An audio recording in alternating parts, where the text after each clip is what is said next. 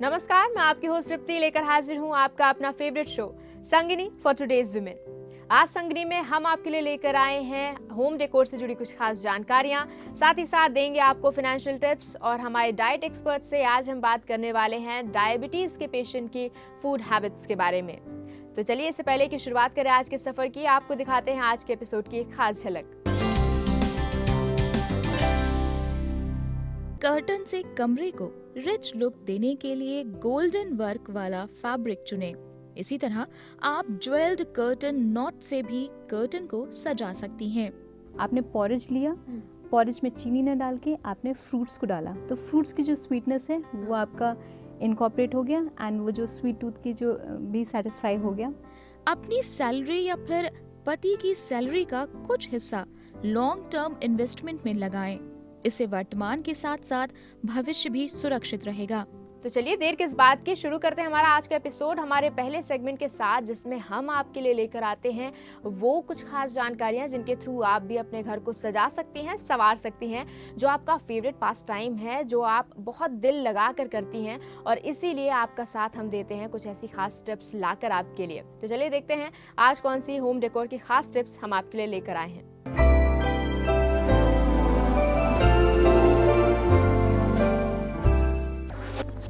आपके dream home को cool classy look देने के लिए हमने जुटाए हैं क्रिएटिव डेकोर आइडियाज।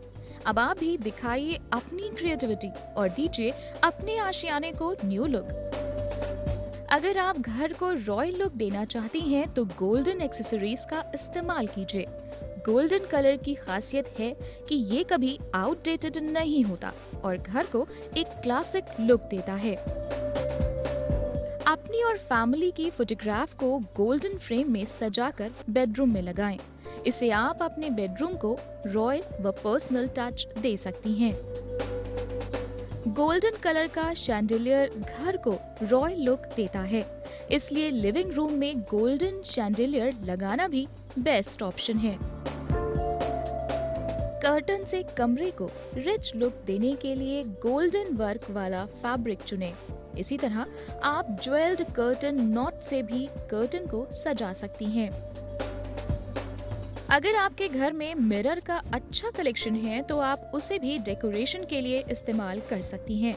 वो कैसे, आइए हम आपको बताते हैं। मिरर को हो सके तो सोफे के पीछे सजा दें। ये यकीनन मेहमानों का ध्यान आकर्षित करेगा। अगर घर में संकरा पैसेज है तो वहाँ पर बड़ा सा आईना लगा दें। पैसेज बड़ा नजर आने लगेगा। बांधनी, बाटिक और वुडन फ्रेम वाले मिरर घर को कंटेम्पररी लुक देते हैं। आप चाहें तो इनका भी इस्तेमाल कर सकती हैं।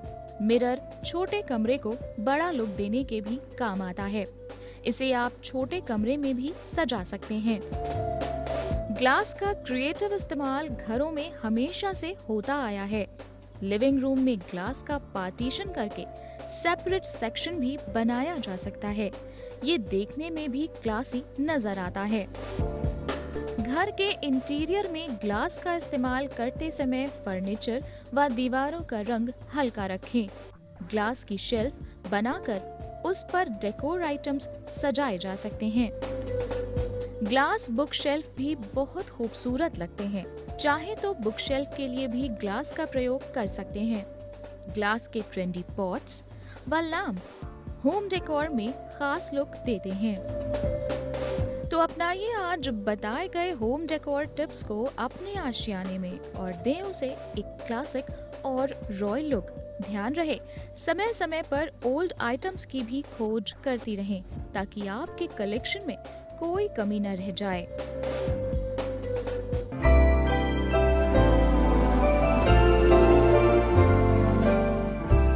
तो हर बार की तरह इस बार भी हम लेकर आए थे आपके लिए कुछ खास होम डेकोर की टिप्स, और हमें पूरी उम्मीद है कि ये जो टिप्स आपके लिए थी ये आपको बहुत पसंद आई होंगी और आप भी इनको आजमाएंगे और अपने घर को एक नया और अलग लुक देना पसंद करेंगी।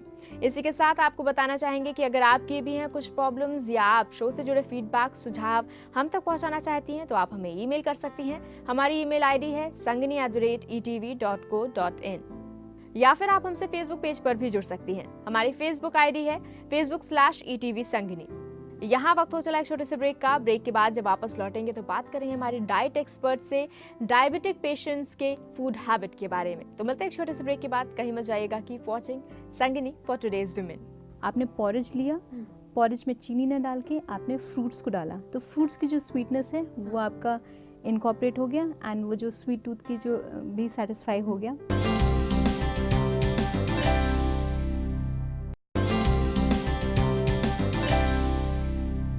Welcome back after the break. आप देख रहे हैं आपका अपना favourite show Sangini for today's women.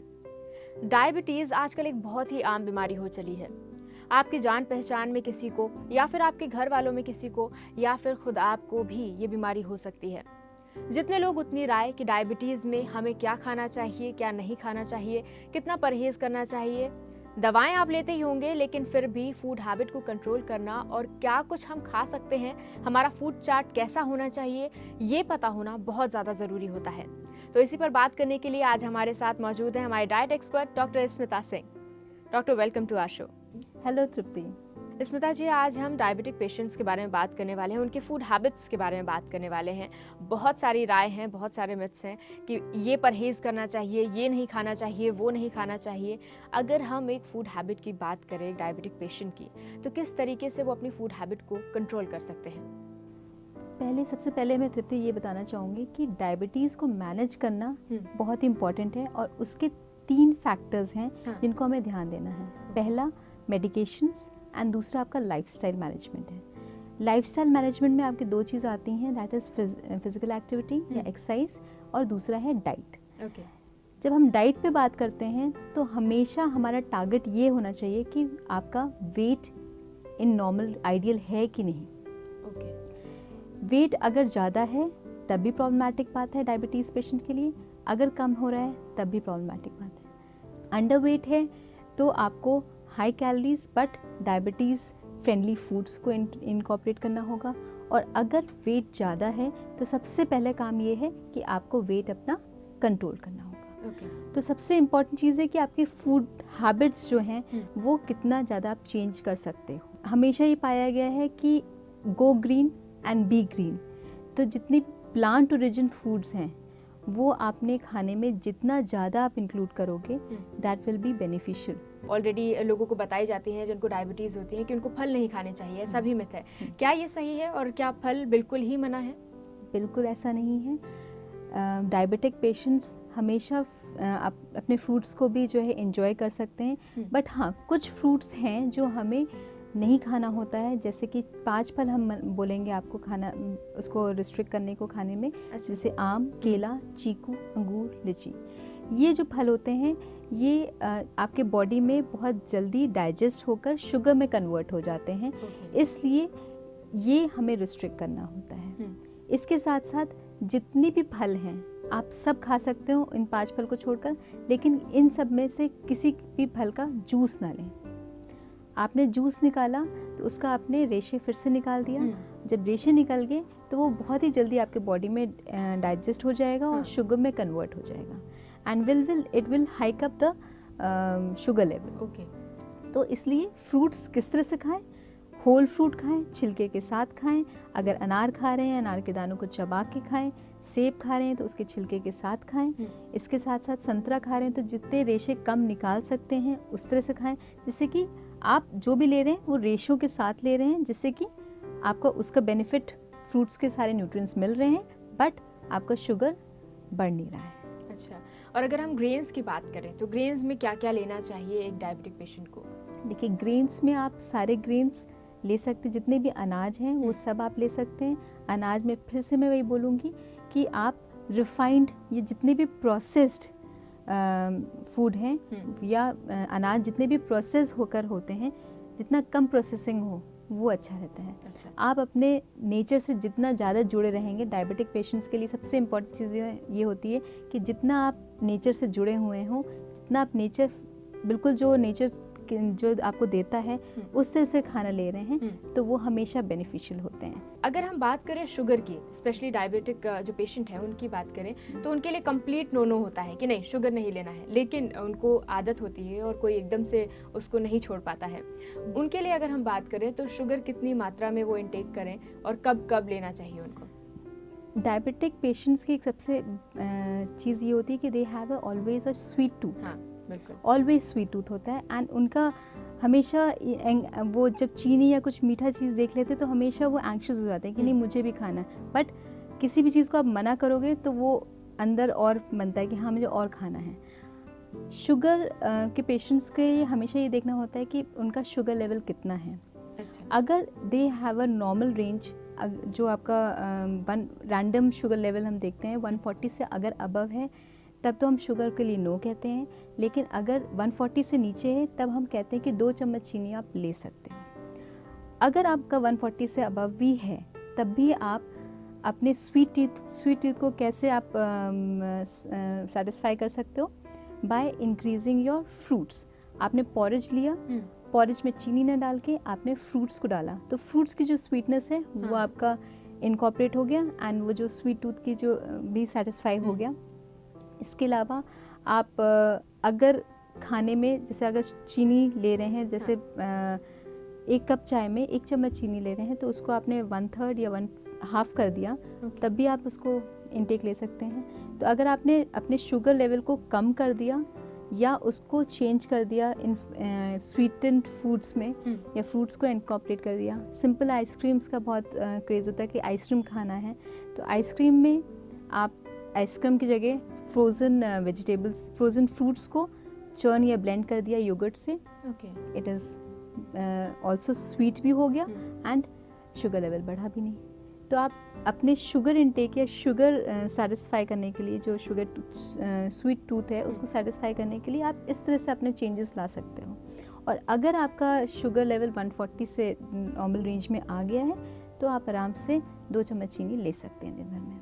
Doctor आपसे बात करते हुए पता चला कि बहुत सारे ऐसे मिथ्स हैं जो डायबिटीज़ को लेकर हैं, और जैसे चीनी को मना कर देना, लेकिन आपने बताया कि हम एक मात्रा में हम ले सकते हैं, और साथ ही साथ फल को लेकर और सब्जियों को लेकर जो अलग अलग मिथ्स हैं डायबिटीज़ के बारे में वो भी आपने दूर कर दिए, और बहुत सारी वैल्यूएबल आपने जानकारियाँ भी। Thank you so much. Thank you. तो हमारे डाइट एक्सपर्ट से ये बातें सुनकर आपको भी लग गया होगा कि बहुत सारे मिथ्स हैं जिनको दूर करना ज़रूरी होता है, और आप भी नॉर्मल इंसानों की तरह अपना डाइट रख सकते हैं और आप भी प्रॉपरली अपने स्वीट टूथ, जैसे इन्होंने कहा, उसको सेटिस्फाई कर सकते हैं। तो ये तमाम जो जानकारियाँ थी ये आपके बहुत काम आएंगी, इनको ध्यान में रखिएगा। इसी के साथ एक बार फिर से आपको याद दिलाना चाहूँगी कि अगर आपकी भी हैं कुछ प्रॉब्लम्स या शो से जुड़े सुझाव आप हम तक पहुँचाना चाहते हैं तो ज़रूर भेजिए। हमें ईमेल कर सकती हैं, हमारी ईमेल आईडी है sangni@etv.co.in, या फिर आप हमसे हमारे फेसबुक पेज पर भी जुड़ सकती हैं। हमारी फेसबुक आईडी है facebook/etv संगनी। यहाँ वक्त है एक छोटे से ब्रेक का। ब्रेक से वापस लौटेंगे आपके लिए फाइनेंशियल टिप्स लेकर, तो कहीं मत जाइएगा। Keep watching Sangini for today's women. अपनी सैलरी या फिर पति की सैलरी का कुछ हिस्सा लॉन्ग टर्म इन्वेस्टमेंट में लगाएं। इससे वर्तमान के साथ साथ भविष्य भी सुरक्षित रहेगा।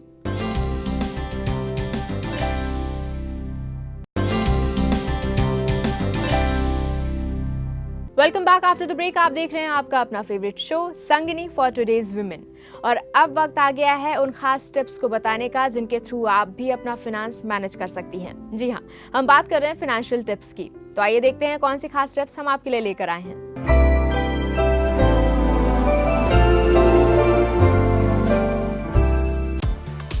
शादी सभी रिश्तों से बढ़कर है, क्योंकि इस रिश्ते में 2 जिंदगियां साथ मिलकर एक परिवार बनाती हैं। मगर जब ये लाइफ पार्टनर्स फाइनेंशियल मैटर्स पर लड़ते झगड़ते हैं तो परिवार को बिखरते देर नहीं लगती। शादी के शुरुआती दिनों में एक दूसरे पर ज्यादा से ज्यादा खर्च करने की आदत आपका बजट बिगाड़ सकती है। इसलिए शादी के 1 महीने बाद ही फाइनेंशियल मैटर्स पर चर्चा शुरू कर दें। आप अपने अगले 5 साल की प्लानिंग के हिसाब से अपना बजट तय करें। उदाहरण के लिए घर का किराया, बिजली, पानी, घरेलू सामान के अलावा सैलरी के छोटे हिस्से की सेविंग्स आदि की प्लानिंग करें। शॉपिंग मॉल या कहीं और क्रेडिट या डेबिट कार्ड से पे करने के बजाय कैश दें। इससे मानसिक रूप से आप ये समझ पाएंगे कि आप कितना खर्च कर रहे हैं। शादी के बाद आप अपना जॉइंट अकाउंट खोलें। महीने में खर्च होने वाले पैसे आप इस अकाउंट में डालें। इस अकाउंट का उपयोग तभी करें जब आपको जरूरत हो। घरेलू खर्च के अलावा किसी दूसरी तरह के खर्च में इस अकाउंट का उपयोग ना करें। अमूमन शादी के शुरुआती दौर में कपल्स एक दूसरे की इच्छा पूर्ति के लिए कई बार दूसरों को देखकर बिना सोचे समझे पैसा खर्च करते हैं। पार्टनर को हर तरह की सुविधा देने के चक्कर में कई बार हैसियत से बढ़कर सामान खरीदते हैं। इस फिजूल खर्ची से जब कुछ ही सालों में बजट बढ़ जाता है तो पति पत्नी आपस में झगड़ते हैं और आगे चलकर यही झगड़ा पति पत्नी के बीच दरार का कारण बन जाता है। कई newly married couples honeymoon, fun आदि के चक्कर में इन्वेस्टमेंट जैसी महत्वपूर्ण बात की ओर ध्यान नहीं देते या उसे बाद की बात समझकर टाल देते हैं। ऐसा करना ठीक नहीं। जल्द से जल्द निवेश करना दोनों पार्टनर्स के लिए जरूरी है। आप केवल 1000 रुपए प्रति महीने से भी निवेश की शुरुआत कर सकते हैं। इसके लिए systematic mutual fund, bank RD, public provident fund, national saving certificate जैसे कई विकल्प मौजूद हैं। इसके साथ ही रिटायरमेंट प्लान और पेंशन प्लान में निवेश करना भी जरूरी है। अपनी सैलरी या फिर पति की सैलरी का कुछ हिस्सा लॉन्ग टर्म इन्वेस्टमेंट में लगाएं। इससे वर्तमान के साथ साथ भविष्य भी सुरक्षित रहेगा। समझदारी इसी में है कि डेली खर्च के साथ साथ आप हर महीने छोटा ही सही लेकिन निवेश जरूर करें। फाइनेंशियल प्लानिंग का ये मतलब नहीं है कि मैरिड लाइफ एंजॉय करना भूल जाएं। एंजॉयमेंट को भूले नहीं बल्कि वो भी प्लान करें। साल में कम से कम एक बार लॉन्ग हॉलिडे टूर पर जरूर जाएं।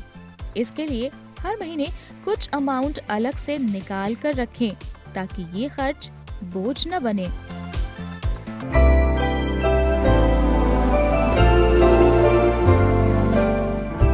तो ये थी हमारी आज की कुछ खास फाइनेंशियल टिप्स। इसी के साथ एक बार फिर से हम आपको याद दिलाना चाहेंगे कि अगर आपकी भी हैं कुछ प्रॉब्लम्स, कोई भी क्वेरी या शो से जुड़े सुझाव आप हम तक पहुंचाना चाहती है तो जरूर भेजिए। हमारी ईमेल आईडी है sangini@etv.co.in या फिर आप हमसे फेसबुक पेज पर भी जुड़ सकती हैं। हमारी फेसबुक आईडी नोट कीजिए facebook/etv संगिनी।